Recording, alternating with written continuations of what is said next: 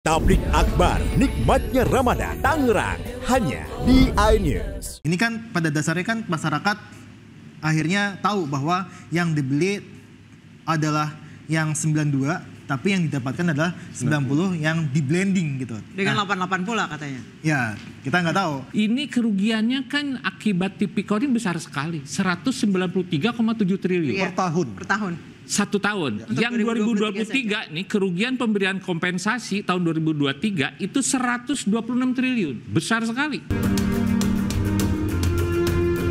Dalam pengadaan produk kilang yang dilakukan oleh PT Pertamina Patraniaga, tersangka RS melakukan pembelian atau pembayaran untuk RON 92. Padahal sebenarnya yang dibeli adalah RON 90 atau lebih rendah, kemudian dilakukan blending di depo untuk menjadi RON 92 dan hal tersebut tidak diperbolehkan atau bertentangan dengan ketentuan yang ada.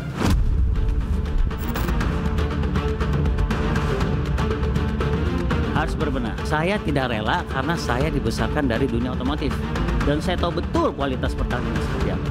Dan saya nggak rela jaringan seperti ini yang merusak Pertamina. Kami berkomitmen dan kami selalu berusaha memastikan bahwa yang dijual di SPBU untuk RON 92 adalah sesuai dengan RON 92. Yang RON 90 adalah sesuai dengan RON 90. Nggak ada, kita apanya yang kualitas kita kan sudah sesuai standar, kan sudah ada semuanya, sudah ada. Jadi kalau mau beli harga yang bagus, minyak bagus, harganya juga bagus. Mau setengah-setengah, ada juga setengah-setengah. Semua sudah ada speknya itu. Dan semua proses hukumnya pasti kita dukung. Dan selama ini kan kita sama Kejaksaan Agung juga terus bekerja sama memberantas korupsi asap di Jiwasraya. Lagi diurus semua. Oke. Kita bersihkan, kita tegakkan, kita akan pokoknya membela kebenaran.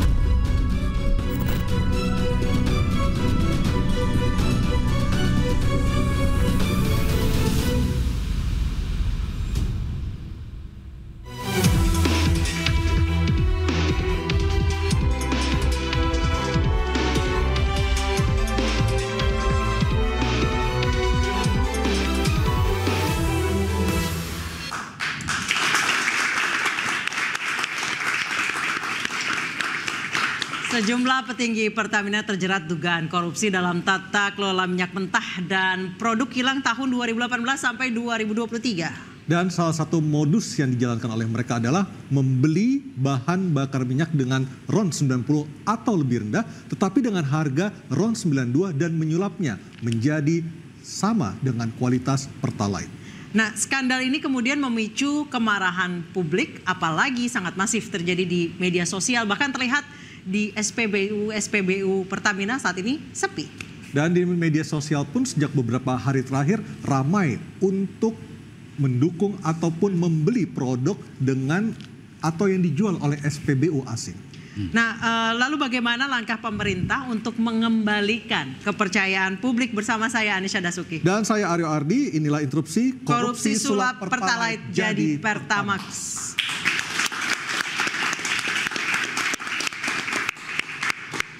Kejaksaan Agung mengatakan bahwa beli RON 90 atau lebih rendah mungkin bisa diartikan RON 88 kemudian di blending menjadi RON 92.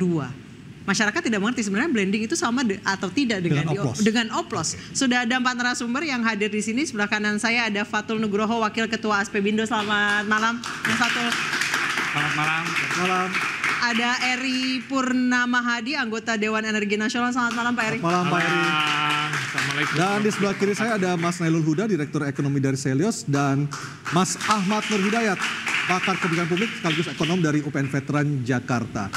Dan juga di floor sudah ada adik-adik mahasiswa dari UNJ dan juga YAI.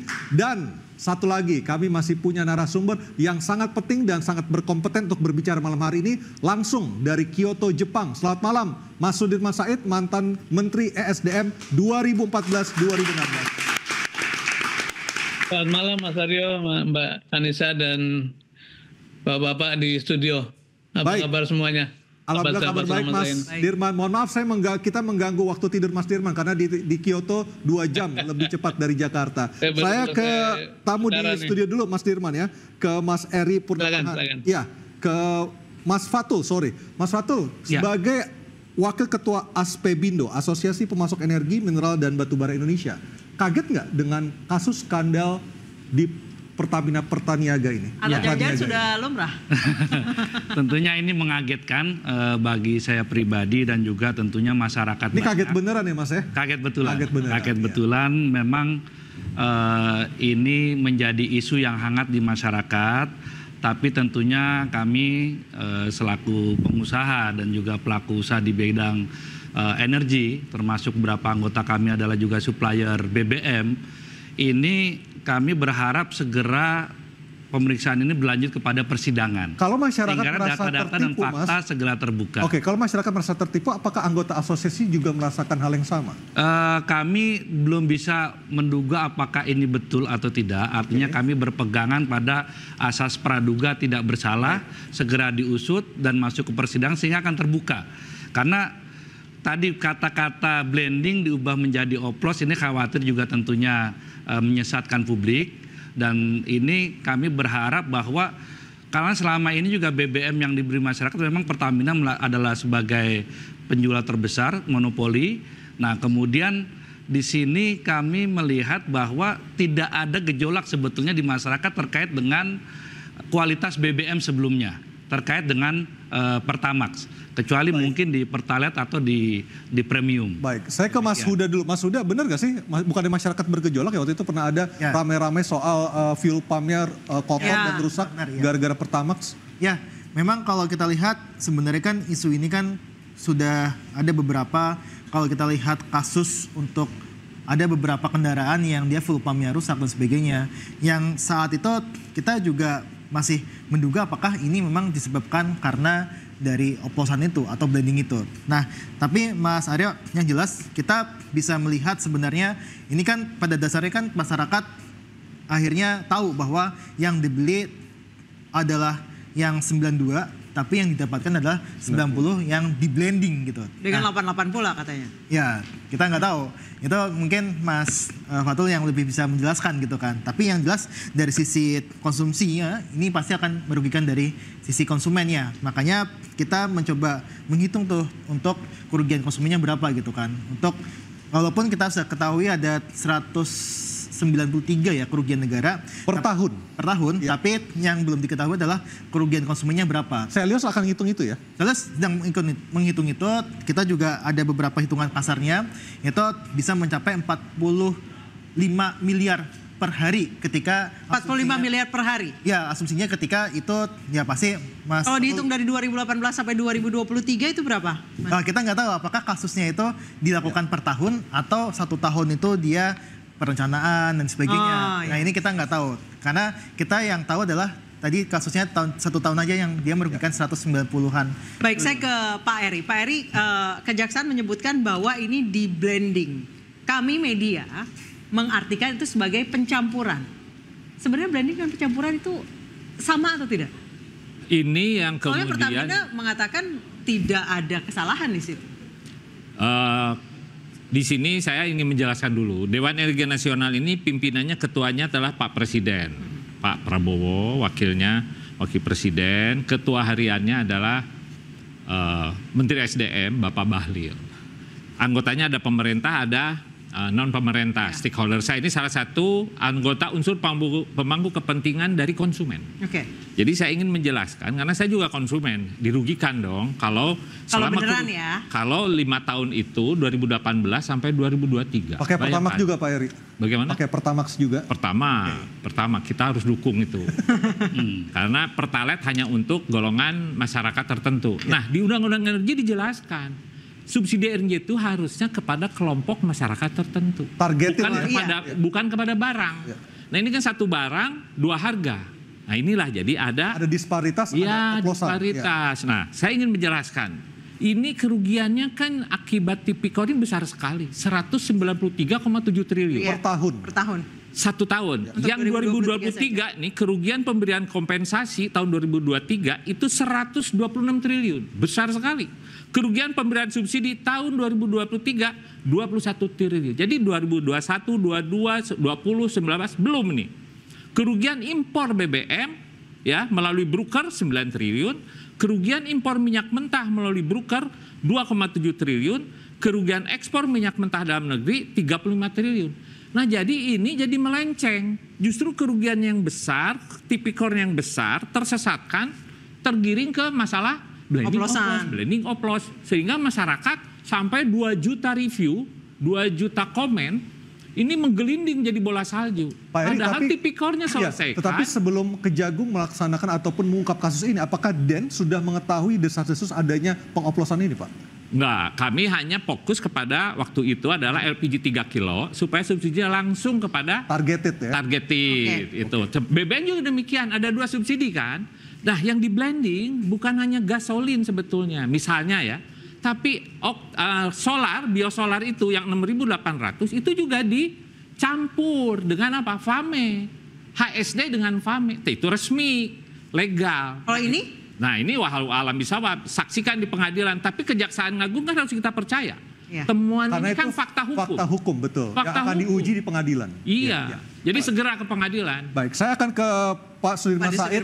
Mas Dirman, sebagai mantan ataupun sebagai Menteri SDM di 2014 dan di 2016, apakah Mas Dirman ketika menjabat sebagai Menteri sudah mendengar adanya desas-desus kasus pengoplosan ini, Mas Dirman? Apakah benar ini hanya terjadi dari 2018 sampai 2023 atau sebenarnya sudah lumrah, dalam tanda kutip ya, lumrahnya ya, Pak Dirman? Terima kasih. Pertama saya tidak mau masuk ke urusan teknis ya. Kita serahkan pada kejaksaan maupun pengadilan untuk memprosesnya. Tapi juga kita serahkan pada BPKP untuk menghitung berapa sesungguhnya kerugian negara yang memang terbukti. Gitu. Saya ingin kembali mengingatkan pada peristiwa ketika saya berdinas sebagai Menteri SDM. Tugas pertama saya adalah membersihkan mafia migas. Itu diucapkan oleh Presiden Jokowi pada waktu itu. Itu Dan saya katakan pada ketika Pak Jokowi memberikan amanah kepada Mas Dirman, itu jelas Pak Dirman ya, tugasnya adalah memberantas mafia BBM. Clear seperti itu ya? Pertemuan saya dengan Presiden adalah 26 Oktober 2014. Secara eksplisit mengatakan, Presiden mengatakan bagaimana caranya mengatasi mafia. Dan saya katakan pada beliau, Pak Presiden, urusan mafia dan energi ini bukan urusan teknis, tapi urusan kelurusan pemimpin negara. Saya sengaja mengatakan begitu karena nanti begitu ditertibkan, pasti para pihak itu akan datang kepada Presiden dan meminta semacam perlindungan. Dan itu terbukti ketika pada waktu saya meneruskan audit Petral, hampir saja Presiden meminta untuk mengurungkan atau menghentikan proses itu. Karena memang desakan dari para pihak itu sangat kuat. Para pihak itu siapa sih, Pak Dirman? Jumlah transaksinya, ya.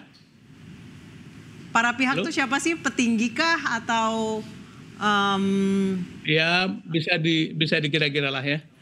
Nah, jadi karena volume transaksinya begitu besar dan biasanya yang terkait adalah orang-orang yang sangat kuat secara politik, secara keuangan, maka memang selalu prosesnya begitu. Itu satu ya. Jadi urusannya pasti urusan melibatkan para pemimpin negara gitu. Yang kedua begini.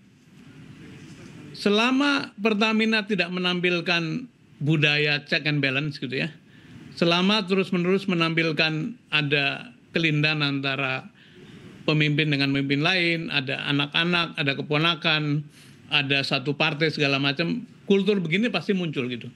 Karena memang terlalu besar volumenya sehingga kemudian godanya juga terlalu besar. Nah, yang ketiga adalah mengenai oplos atau blending itu ya blending ya oplos gitu. Tapi dahulu pada waktu saya mengaudit Petral memang ada pihak yang memperoleh mayoritas kontrak dari pengadaan minyak dan BBM dan minyak mentah itu hasil audit, bukan hasil omongan saya, tapi audit yang dikerjakan oleh konsultan internasional yang juga pada waktu itu diselenggarakan oleh Pertamina. Nah, yang juga menarik untuk dilihat adalah sebetulnya kalau betul-betul mau dibersihkan urusan ini, itu memang harus terjadi check and balance gitu. Saya dulu pernah Pak Dirman, melakukan pendaftaran ulang Pak Dirman, di sini Penasaran ulang para kontraktor.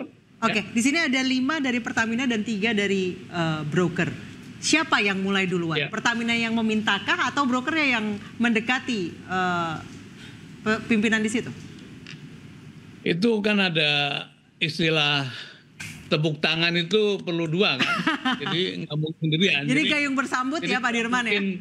Vendor sendiri tidak mungkin Pertamina. Tapi yang lebih penting adalah tidak mungkin teman-teman di Pertamina itu berani melakukan itu tanpa perlindungan politik dari para pihak yang punya kekuasaan. Itu satu, karena jumlahnya begitu besar.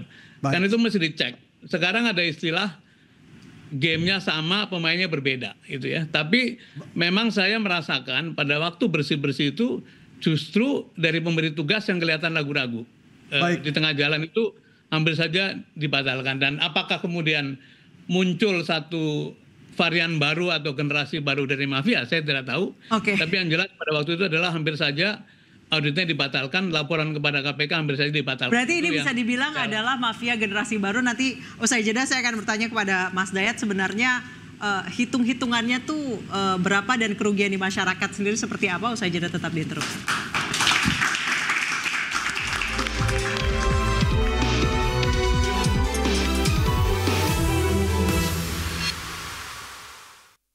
Tablik Akbar, nikmatnya Ramadan, Tangerang, hanya di iNews.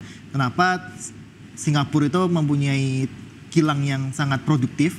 Padahal negara kepulauan ya. Iya, negara kecil juga gitu kan. Saya kira pemerintah yang baru belum bisa dikatakan ikut terlibat karena kan baru mulai. Tapi saya punya feeling bahwa sebetulnya masalah pemberesan mafia di masa lalu, di masa Pak Jokowi itu belum tuntas. Kasus ini ya setidaknya walaupun kita tidak inginkan telah merusak reputasi Pertamina sebagai penyalur terbesar.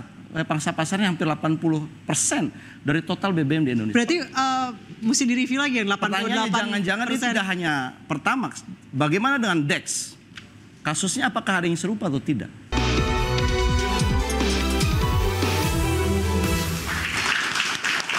Saya langsung ke Mas Dayat. Mas Dayat, walaupun Kejaksaan Agung mengatakan bahwa BBM yang di blending ataupun dioplos, apalah itu bahasanya, tidak terdistribusi ke masyarakat. Kalau misalnya kemudian diselidiki dan ternyata terdistribusi ke masyarakat, jumlah kerugiannya berapa Mas Dayat? Sebenarnya kita lihat, gampang saja kita lihat penggunaan Pertamax oleh masyarakat per ton berapa. Dan ini menariknya, dia meskipun COVID ternyata stabil di angka 5,4 juta kiloliter penggunaan Pertamax per tahun. Di zaman COVID juga sama. Artinya sebetulnya ini masyarakat menengah yang menggunakan. Dan ini kalau kita lihat selisihnya, mereka kan dijanjikan beli RON 92. Ya, kalau kasus ini ternyata terjadi dari tahun 2018, berarti kan mereka belinya RON 90 yang harganya di bawah. Tapi dibelinya dengan harga RON 92. Dan 92. Ada selisih? Iya, ada selisih sekitar, kalau sekarang itu sekitar 3.000 perak 1 liter. Kita kalikan saja dengan secara rata-rata. Saya menghitungnya setiap tahun itu 18,37 triliun. Per tahun? Per tahun. Itu kerugian masyarakat, material ya? Kerugian masyarakat. Dan pertanyaannya adalah apakah bisa masyarakat menggugat? Nah, nanti kita akan tanya ke Selyos. Menurut saya bisa. Bisa. Dengan menggunakan class action. Tapi siapa yang mewakili masyarakat? Tentunya ada yayasan YLKI ya, saya kira. Yang kedua yang saya sampaikan, ini total generalnya 74,2 dalam periode 74,2 triliun dalam periode 2018 sampai 2023 yang jadi objek penyelidikan kejaksaan. 74 triliun ini itu baru menghitung yang dikeluarkan masyarakat. Belum kerusakan mesin. Injektor pumpnya yang rusak misalkan. Itu kita harus total lagi berapa. Yang jelas ini kasus ini ya setidaknya walaupun kita tidak inginkan telah merusak reputasi Pertamina sebagai penyalur terbesar. Pangsa pasarnya hampir 80% dari total BBM di Indonesia. Berarti mesti direview lagi yang 88%. Pertanyaannya jangan-jangan ini tidak hanya Pertamax. Bagaimana dengan DEX? Kasusnya apakah ada yang serupa atau tidak? Nah tentunya masyarakat banyak bertanya-tanya dan saya kira kita membutuhkan satu lembaga yang betul-betul melindungi masyarakat dari kejahatan seperti ini. Kalau saya katakan ini sudah jadi kejahatan korporasi. Pertanyaannya adalah pendekatan kejahatan korporasi bukan pendekatan oknum. Tetapi ada yang salah mungkin dalam pengawasan kita. Baik. Ada yang salah dalam penempatan orang-orangnya di sana. Saya kira ini harus dibuka secara transparan. Baik, saya mau ke Kyoto lagi, ke Mas Sudirman Said, mantan Menteri SDM 2014-2016. Mas Sudirman, tadi di segmen sebelumnya Anda mengatakan ini gamenya sama tapi playernya beda. Elaborasi seperti apa, Mas Sudirman? Saya mengutip keterangan dari seorang teman bahwa jangan-jangan sebetulnya mungkin karena kan tidak lepas dari konstelasi politik ya yang beginian itu dari dulu lah gitu. Jadi sekarang saya kira pemerintah yang baru belum bisa dikatakan ikut terlibat karena kan baru mulai. Tapi saya punya feeling bahwa sebetulnya masalah pemberesan mafia di masa lalu, di masa Pak Jokowi itu belum tuntas. Tapi kemudian keburu regenerasi, kira-kira gitu ya. Nah, misalnya dulu tuh ada satu vendor yang sangat spesifik yang oleh audit Kordamenta disebutkan memperoleh 70% dari tender-tender pengadaan minyak pada waktu masa-masa sebelum 2014. Dan itu sudah kita identifikasi, tinggal dilaporkan kemudian dituntaskan. Tetapi modusnya kok terulang lagi, seperti misalnya dulu memang salah satu modus adalah misalnya kilangnya baru stop, baru ada kerusakan, tapi kantor pusat belum dengar, malah pasar Singapura yang sudah dengar gitu. Itu artinya koneksinya sama aja dong sebenarnya sama yang sekarang. Iya, makanya kalau lihat modus sekarang kan seperti terulang. Itu yang pertama. Yang kedua, dulu ada satu vendor yang memiliki blending facilities atau fasilitas pencampuran atau mixing atau sebetulnya sama dengan ngoplos. Itu yang menyebabkan dia punya advantage, hanya dia yang bisa memasok spesifikasi tertentu gitu. Itu juga modus masa lalu. Modus yang lain adalah saya kedatangan seluruh pemain besar atau Seven Sisters pada waktu itu, baik pada waktu saya di Pertamina maupun di SDM, mereka mengatakan kami sulit sekali berdagang langsung dengan Pertamina. Karena kalau tidak melalui pintu itu, maka tidak mungkin mendapatkan alokasi pintu tender. Itu siapa Pak Dirman? Pintu itu tuh siapa?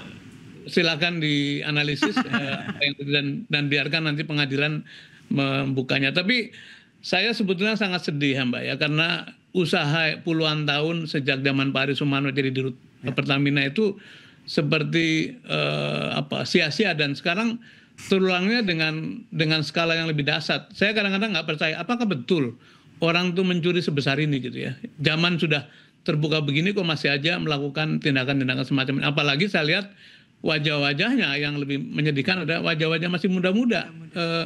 Anak-anak Indonesia yang sebetulnya sekolahnya benar ya, usianya masuk baru 40-an, tapi kalau sampai betul-betul terlibat dalam urusan begini, memang kita patut prihatin. Dan sekali lagi ini menjadi satu bukti bahwa memang kita dikepung oleh praktek-praktek pemburu rente yang sangat akut, seperti saya sebutkan dalam Twitter saya tuh. Baik, saya ke Mas Fatul. Mas Fatul, disebutkan bahwa si BBM yang dioplos, di blending apapun itu, tidak terdistribusi ke masyarakat. Emang biasanya yang pakai BBM Pertamax siapa lagi? Ya, memang yang pakai BBM ini kan masyarakat kelas menengah yang mobilnya rata-rata 2000 cc ke atas.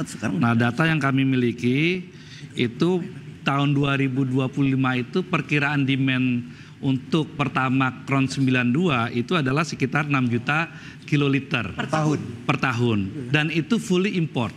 Karena berdasarkan data yang kami miliki, Pertamina Kilang Internasional itu sudah mengset seluruh kilang yang ada di Indonesia ini untuk memproduksi Pertalite, artinya RON 90. Nah, sehingga dari sini dari kami juga mempertanyakan dan berharap ini pengusutannya segera tuntas sehingga terungkap ke publik apakah memang benar-benar dari RON 90 menjadi RON 92 itu yang dijual ke masyarakat, karena Pertamina, data yang kami miliki itu adalah full import berdasarkan RON 92. Baik. Artinya Pertamax. Nah, ini yang perlu disampaikan. Tapi kan ini yang 90 sama di bawahnya juga impor. Ya, impor memang kalau untuk RON 90 ya data yang kami miliki. Yang kemudian katanya di blend itu kan juga impor. Kalau memang domestic. Kalau untuk RON 90 artinya Pertalite, kebutuhan nasional itu 2025 diperkirakan 31 juta kiloliter. Nah, 16 juta kiloliternya diproduksi di kilang dalam negeri. Ya. Itu baik dengan crude yang diproduksi dalam negeri maupun crude import. Nah, kemudian sisanya diimpor dalam bentuk BBM RON 90 itu 15 juta kiloliter. Artinya sebetulnya untuk yang Pertalite ini sudah terpenuhi baik kilang domestik maupun import. Sehingga yang Pertamax inilah yang full import dari luar negeri. Dan ini saya berharap Pertamina yang akan bisa lebih menjelaskan, dan Pertamina menurut saya juga harus segera muncul dengan timnya menjelaskan secara real ke masyarakat. Bahkan kalau perlu Pertamina bersama regulator, dalam hal ini Kementerian SDM mungkin melalui Lemigas, untuk melakukan audit ya ke SPBU yang ada ini, apakah memang benar terjadi yang dijual RON 9 beli RON 90 dijual RON 90. Bahkan di media sosial itu sempat ramai Pertamax itu adalah Pertalite yang tidak perlu ngantri. Kita harus tahu, segera tahu apakah si BBM oplosan ini terdistribusi ke masyarakat, karena jangan sampai Pertamina kehilangan kepercayaan yang akan sulit untuk dikembalikan lagi. Interupsi akan membahas usai jeda.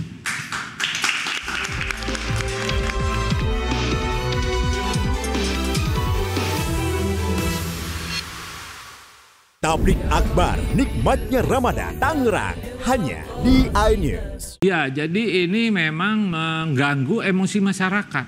Nah, jangan sampai emosi masyarakat justru dipergunakan atau ditunggangi oleh oknum juga untuk menggiring opini kepada yang non substansial. Kenapa Singapura itu mempunyai kilang yang sangat produktif? Padahal negara kepulauan ya. Negara kecil juga gitu kan.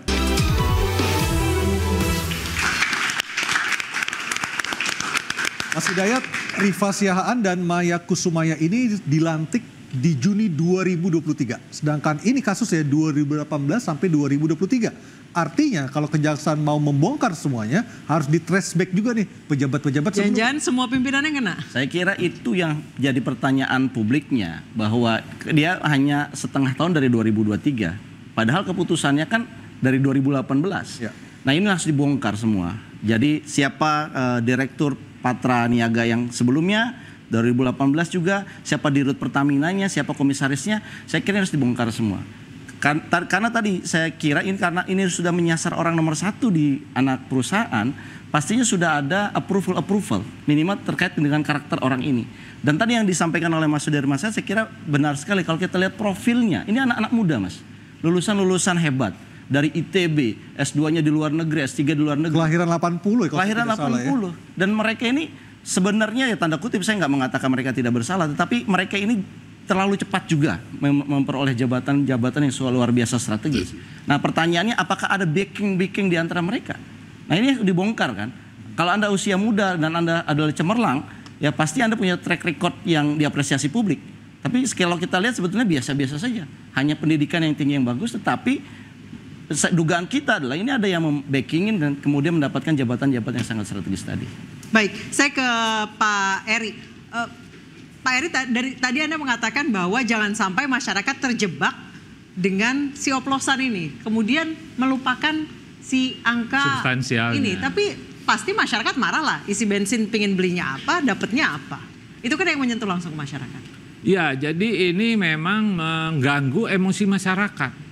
Nah, jangan sampai emosi masyarakat justru dipergunakan atau ditunggangi oleh oknum juga untuk menggiring opini kepada yang non substansial. Substansialnya kan tindak pidana korupsi yang sangat fantastis, 193,7 triliun baru yang 1 tahun 2023, ya kan, belum tahun sebelumnya. Dan sebetulnya ini kami di BPH 20 tahun lalu mencermati, kenapa Singapura yang negara kecil punya kilang kapasitasnya udah 800.000 barel per hari. Indonesia itu kapasitas kilangnya juga hanya segitu, padahal kebutuhannya 2 kali lipat. Berarti kan harus impor. Berarti ada yang memanfaatkan situasi ini. Dan semenjak kilang Balongan diresmikan tahun 94 apa 95 sampai sekarang, bikin kilang nggak jadi-jadi, janji kilang dari presiden nggak jadi-jadi, RDMP nggak berhasil. Siapa sebetulnya ini yang secara masif, secara struktural merusak sengaja supaya ada impor BBM, supaya ada impor crude? Bahkan kami di DEN mencermati kalau RDNP jadi akan ada penambahan kapasitas kilang, impor nggak? Impor. Crude-nya impor, naik 30% lagi. Wah itu, audzubillahi min dzalik kan. Jadi ibu kena, bapak kena ini. Jadi yang harusnya diselidiki itu kilang Singapura yang hanya segelintir kecil, itu impornya kemana sih? Ya ke kita. Baik, saya ke Mas Huda. Mas Huda, berarti emang Indonesia ini dikondisikan untuk impor dong? Ya, memang kalau kita lihat dari beberapa pernyataan tadi ya, ini cukup kalau bisa kita sampaikan, memang kita kan sudah net importir kan Pak ya. Jadi juga pasti paham lah untuk net importir kan. Kita udah bukan eksportir lagi. Bukan lagi gitu kan. Memang kalau untuk memenuhi kebutuhan dalam negeri, ini yang bisa kita sampaikan adalah ya kita keterkandungan dari impornya cukup tinggi. Makanya kan ketika ada subsidi dan sebagainya, pasti yang besar adalah impor BBM. Tidak salah ketika masyarakat berpikirnya bahwa Indonesia berubah dari eksportir menjadi importer, itu sebenarnya dikondisikan. Bisa jadi dikondisikan. Tapi memang kalau kita lihat dari sisi kita sangat kurang sekali untuk eksplorasi dan sebagainya, itu memang ada gitu kan. Dan kalau boleh saya sampaikan, memang ini kan tadinya kan produksi ini kan kalau kita lihat dari beberapa ini ya, produksi ini kan sebenarnya kan mendek di beberapa tahun 2000-an ya Pak Eri ya. Mendek untuk tidak naik lagi, kemudian impornya yang meningkat gitu kan. Kita sudah jadi negara net importir gitu kan. Bahkan kalau kita lihat dari sisi kita mengalami beberapa tahun lalu kan harga minyak kan tinggi dan sebagainya kan. Kita nggak mendapatkan windfall lagi gitu kan. Kita nggak mendapatkan keuntungan lagi, tapi yang rugi adalah yang ada adalah kerugian bagi kita gitu kan. Nah ini yang memang menjadi ya akhirnya kita tadi Pak Eri juga bertanya kan soal kenapa Singapura itu mempunyai kilang yang sangat produktif. Padahal negara kepulauan ya. Negara kecil juga gitu kan. Tapi kenapa kita nggak bisa seperti itu gitu kan. Dan memang kalau kita lihat dari sisi mafia migas itu kan juga sudah mengungkapkan hal yang serupa gitu kan. Bahwa di situ ada permainan dan sebagainya. Ada yang diuntungkan dari impornya dan itu yang masih melekat hingga saat ini. Baik. Kami akan ke Pak Dirman nanti untuk membahas apakah sebenarnya tidak adanya eksplorasi dan sebagainya benar karena kondisi alamnya yang memang Indonesia sudah kehabisan minyak mentah atau ternyata memang disengaja. Kami akan bahas usai jeda.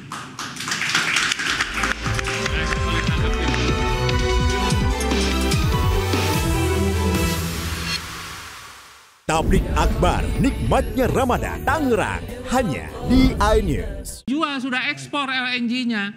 Jadi memang kita harus apa ya? Saya mau bicara, seharusnya kita nggak bicara lagi isu mengenai perubahan struktural. Yang kita perlu lakukan adalah pembelaan publiknya nih, bagaimana pertanggungjawaban negara. Yang saya bingung Pak Eri, ini Pak Eri kan bagian dari negara, adalah kenapa narasi-narasi orang yang dibiayai oleh rakyat, itu narasinya tidak ada yang membela rakyat.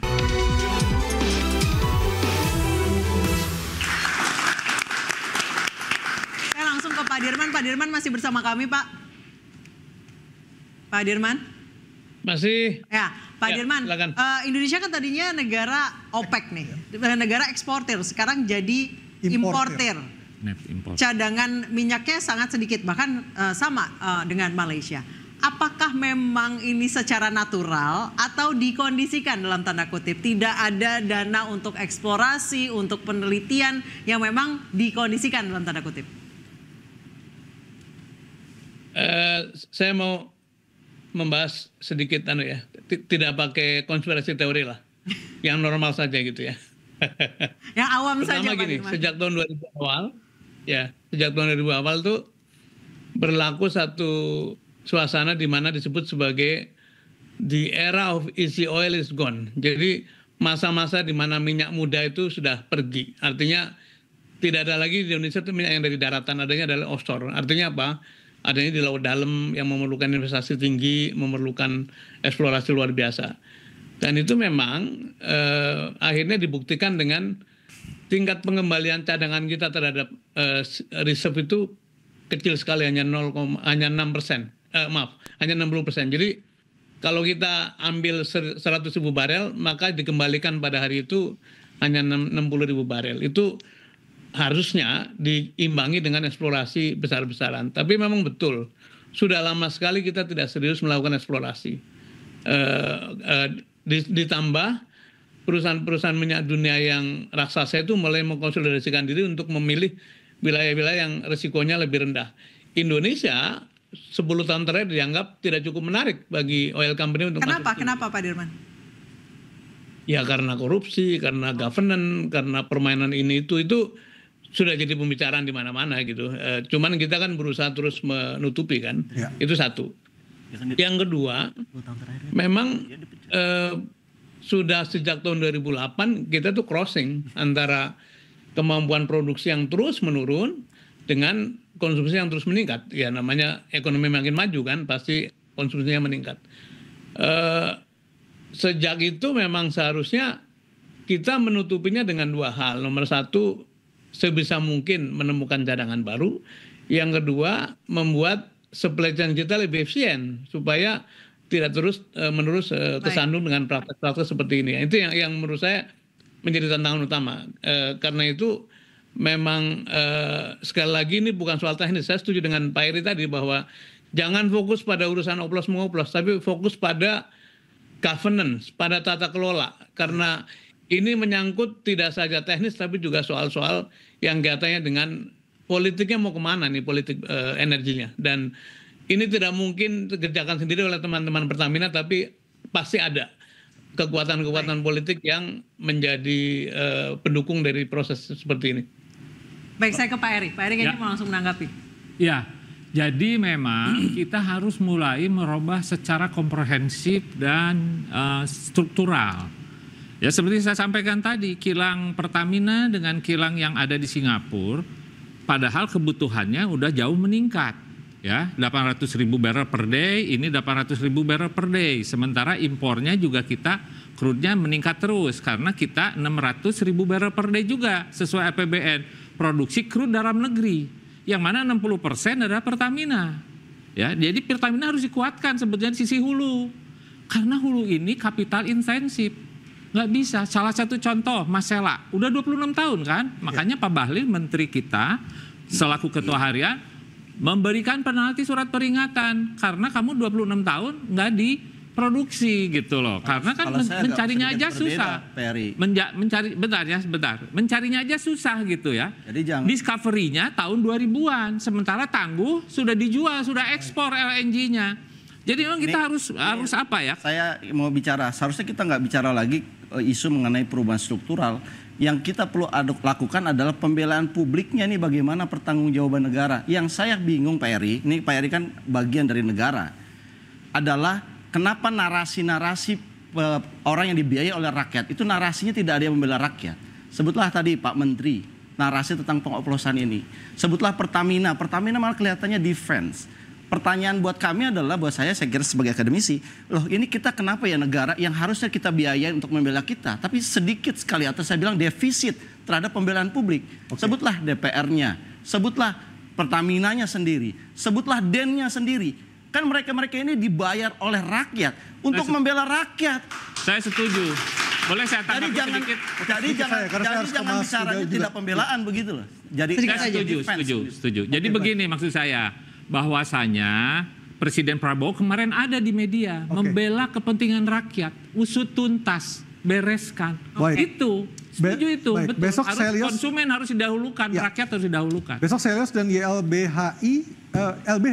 LBH akan membuka posko pengaduan. Seperti apa, Mas Huda? Apa saja yang harus dibawa? Ya, tadi ramai ya interupsi ya. Ya.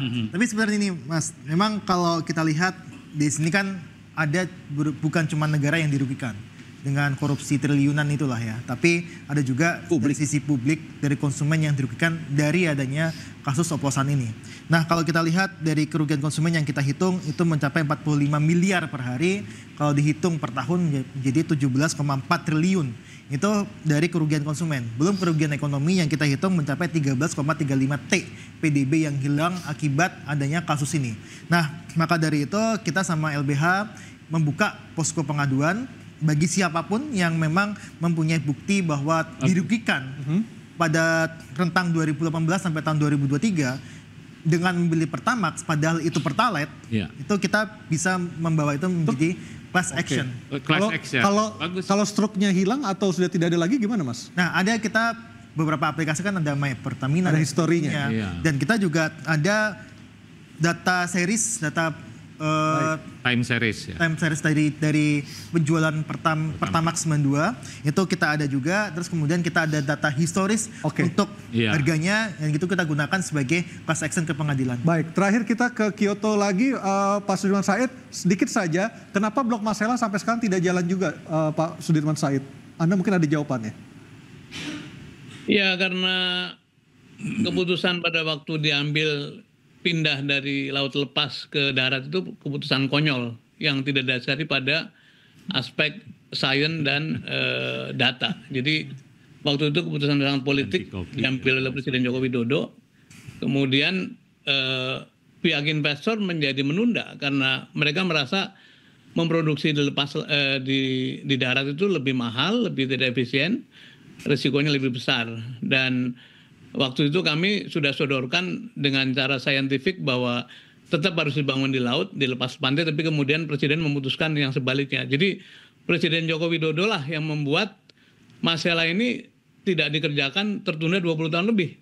Harusnya sudah mulai produksi tahun ini, tahun lalu, tapi karena keputusan Presiden Joko Widodo yang salah, yang mendengar dari pihak-pihak yang tidak memahami secara sains, maka kemudian investor ini menjadi menunda. Bahkan Shell sudah menyatakan ingin keluar dari Masela sebetulnya. Kemudian Impact juga menunda-nunda, bahkan konon sebagian sahamnya akan dilepas kepada pihak lain. Jadi keputusan yang sifatnya populis politik sering mengalahkan keputusan yang sifatnya sains, sifatnya teknokratik.